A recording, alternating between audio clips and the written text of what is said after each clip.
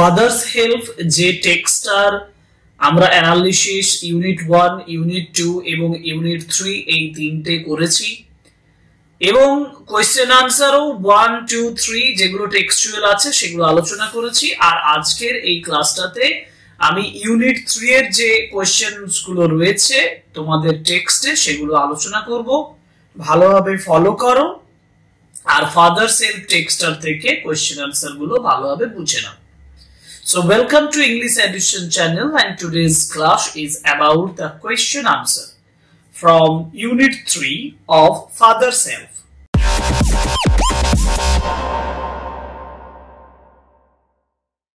দেখো, প্রথমত আমাদেরকে যে কোয়েশ্চেন গুলো দিয়েছে কম্প্রিহেনশন এক্সারসাইজে সেটা আমরা এখানে স্টার্ট করছি কোয়েশ্চেন নাম্বার 7 থেকে, কারণ অলরেডি আমরা কোয়েশ্চেন নাম্বার 6 পর্যন্ত আগের ক্লাসগুলোতে করে নিয়েছি। তোমরা যারা এখনো পর্যন্ত যে অ্যানালিসিস বা টেক্সচুয়াল যে কোয়েশ্চেনগুলো দেখোনি তারা নিচে ডেসক্রিপশন বক্সে লিংক থাকবে, সেখান থেকে কোয়েশ্চেন আনসার এবং অ্যানালিসিস দুটোই তোমরা বুঝে নেবে। আজ যেটা আলোচনা করব সেটা হচ্ছে কোয়েশ্চেন নাম্বার 7, যেখানে বলেছে MCQ choose the correct alternative to complete the following sentences. তোমাদের এই ধরনের কোয়েশ্চেন দেখলে একেবারেই বুঝতে অসুবিধা হবে না যে এগুলো এমসিকিউ মাল্টিপল চয়েস কোয়েশ্চেন দেওয়া হয়েছে, টেক্সট থেকে তুলতে হবে।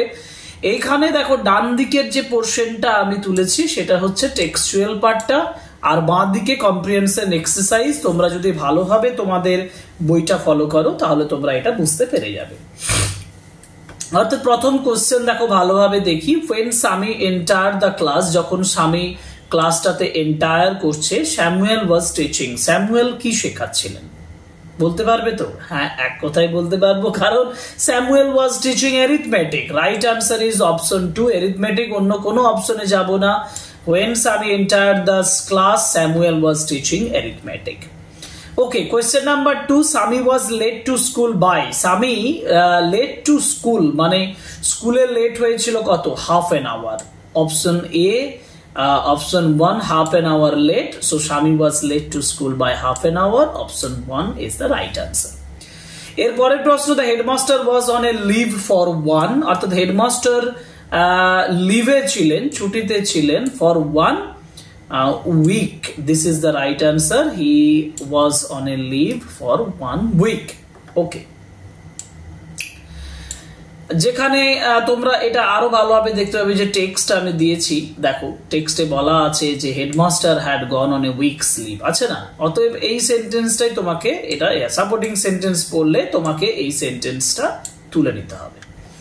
এবার যাই complete the following sentences with informations from the text, যেখানে বলা হয়েছে অ্যাজ স্বামী এন্টার দ্য স্কুল গেট। যেহেতু স্বামী যখন স্কুল গেটে এন্টার করছিল কি হয়েছিল? আনসার লিখবো an idea occur to him. As Swami enters the school gate, স্বামী যখন স্কুল গেটে প্রবেশ করেছিল, উত্তর লিখবো অ্যান আইডিয়া অকার টু হিম, একটা আইডিয়া তার মধ্যে ধরেছিল। হোয়াট ওয়াজ দ্য আইডিয়া সেটা পরের 2 নম্বরের কোশ্চেনে পড়তেই পারে, কিন্তু এটা টেক্সচুয়াল কোশ্চেন নেই, আমি এখন সেটা আলোচনার দিকে যাচ্ছি না। আমি শুধু তোমাদেরকে বলছি as Swami enters the school gate an idea occur to him, this is the right answer. Okay, question number B, Swami stood at. Swami কোথায় দাঁড়িয়েছিল? স্বামী দাঁড়িয়েছিল, Swami stood at the entrance to his class. Okay, সুতরাং এখানে লিখবো Swami stood at the entrance of his class, তার ক্লাসের একেবারে প্রবেশদ্বারে, অন দ্য থ্রেশহোল্ড, সেখানে দাঁড়িয়েছে। Now father snatch the letter away from Swami. দেখো লাস্টের দিকে বলা আছে এই লাইনটা, যেখানে ফাদার, এই যে father snatched the letter away from স্বামী, তাহলে এন্ড দিয়ে তারপরে বাকি অংশটা লিখবেন টোর ইট আপ। এখানে লিখবো টোর ইট আপ, এই যে এই অংশটা টোর it up. Okay, now cause ইফেক্টে যাব। কজ ইফেক্ট মানে একদিকে কারণ লেখা থাকবে, আমাকে ইফেক্টও লেখা থাকতে পারে, মানে ইফেক্ট লেখা থাকলে কজ লিখতে হবে, কজ লেখা থাকলে ইফেক্ট লিখতে হবে। কজ মানে কারণ, ইফেক্ট মানে ফলাফল। তো যেমন ফার্স্ট যেখানে ইফেক্টে বলা হয়েছে স্বামী did not do his homework, তোমরা তো জানো স্বামী did not do his homework মানে স্বামী তার কাজটা করেনি। কারণটা কি ছিল? কজটা কি ছিল? কজটা হবে যে হি হ্যাড এ হেডেক, তাহলে আমি লিখবো যে স্বামী did not do his homework, আমি কজে লিখবো হি হ্যাড এ হেডেক। আমি মুখে যেটা বলছি সেটা তোমরা শুনে লিখো, এখানে আমি উল্লেখ করছি না, আমাদের যে স্ক্রিন আছে সেই স্ক্রিনে উল্লেখ করিনি, আমি জাস্ট উত্তরগুলো তোমাদেরকে বলে দিচ্ছি। সুতরাং স্বামী did not do his homework, উত্তর হবে যে স্বামী হ্যাড এ হেডেক, স্বামী হ্যাড এ হেডেক। স্বামী never made anyone as good as Samuel. দেখো একেবারে বলেছে স্বামী স্যামুয়েলের মতন এত ভালো কারো সঙ্গে দেখা হয়নি। এর ফলে কি হয়েছিল না, এর ফলে হচ্ছে স্বামী হ্যাড এ থিঙ্কিং, স্বামীর একটা ভাবনা চিন্তা হয়েছিল, if he had done right or wrong, সে ঠিক করেছে না ভুল করেছে। টেক্সট দেখলে বুঝতে পারবে যে স্বামী was not a bad man after all, এই কথাটা কিন্তু এই Samuel was not a bad man after all এই কথাটা কিন্তু বলেছিলেন, তাই না, মানে স্বামী বলেছে। তো এইখানে যেটা আমি উত্তরটা লিখবো যে স্বামী never made anyone as good as Samuel, এখানে ইফেক্টটা হচ্ছে যে স্বামী হ্যাড এ ব্যাড ফিলিং। তুমি লিখতে পারো Swami had a feeling that he had done something wrong with Samuel. ভালোভাবে শোনো, Swami had a feeling that he had done something wrong by making an allegations against Samuel. স্যামুয়েলের বিরুদ্ধে একটা অ্যালিগেশনস করে হি had done something. মানে এক কথায় আরো সহজভাবে বলতে গেলে হিজ কনসায়েন্স বদার হিম, মানে Swami never made anyone as good as Samuel, এর ফলাফল হচ্ছে his conscience, Swami's conscience bother him. Okay, এরপরে কোশ্চেন নাম্বার সি তে চলে যাই। Swami could not deliver the letter, Swami লেটারটা ডেলিভার করতে পারেনি কেন?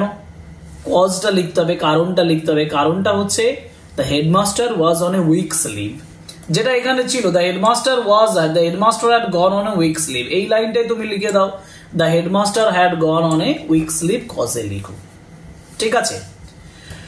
ওকে, তাহলে এই পেজটা কমপ্লিট হওয়ার পরে এরপরে আমাদের গ্রামাটিক্যাল পেজ আছে। গ্রামারি নিউজ এর পেজটা তুলে দিয়েছি, দেখো, যেখানে বলেছে choose the correct alternative to complete the following sentence. অতএব এখানেও তোমাকে একটা এমসিকিউর মতন দিয়েছে, সঠিকটা তোমাকে দাগ দিতে হবে। Rina dash the bus to school every day. Rina takes took. Every day কথাটা মানে প্রত্যেক দিন নিয়মিত যেটা করে, অর্থাৎ present tense, simple present tense. যদি সিম্পল প্রেজেন্ট টেন্স হয় তাহলে রিনা যেহেতু থার্ড পারসন সিঙ্গুলার নাম্বার আছে, তাহলে এখানে আমাকে করতে হবে Rina takes. Right answer is Rina takes the bus to school every day. Okay, last Monday মানে অতীতকাল চলে এলো, পাস্ট টেন্স চলে এলো। ওয়াইল উই, তাহলে যেহেতু গত সোমবার, তাহলে উই ওয়ার ওয়াচিং, আমরা দেখছিলাম। রাইট আনসার হচ্ছে উই ওয়ার ওয়াচিং, আমরা দেখছিলাম। The television, the electricity went of, electricity চলে গিয়েছিল।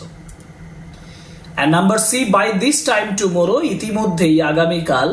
They will have left, they will have leave, will had হয় না কখনো, অতএব এটা হবে না। will have leave কখনো হয় না, কারণ will have বসালে ভার্বের past participle বসাতে হবে। তাহলে রাইট আনসার এটাও নয়, রাইট আনসার হচ্ছে will have left. By the time tomorrow, they will have left.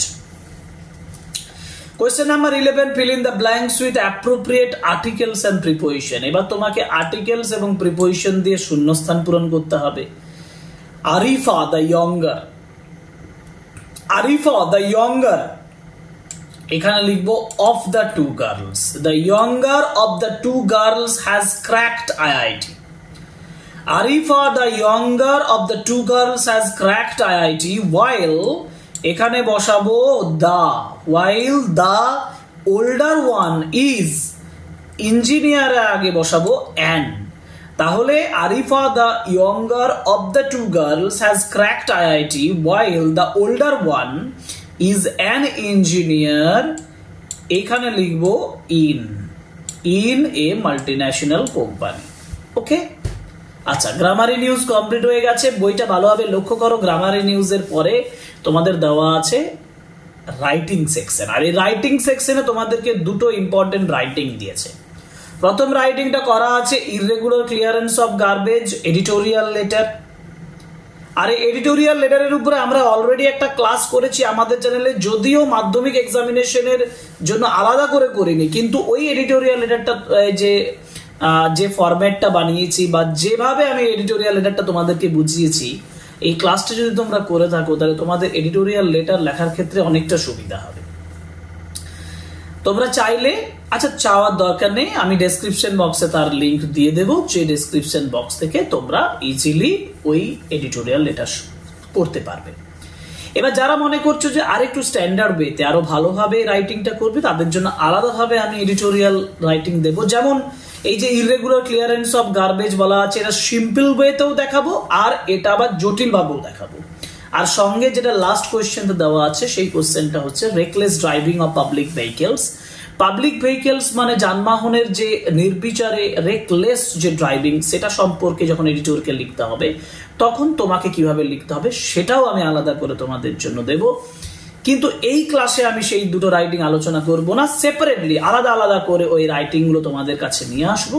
তোমরা ক্লাসগুলো করে নেবে, আর ক্লাসগুলো করার পরে একটা অবশ্যই চ্যানেলটা সাবস্ক্রাইব করবে, লাইক করবে, কমেন্ট করবে, শেয়ার করবে আমাদের ভিডিওগুলো, and you will support us because your support is of the greatest value to us. Your precious subscriptions, your precious support is through the liking, sharing, and also staying with us with our videos that will improve our channel also. Sure. That's all for today. Thank you very much. Goodbye.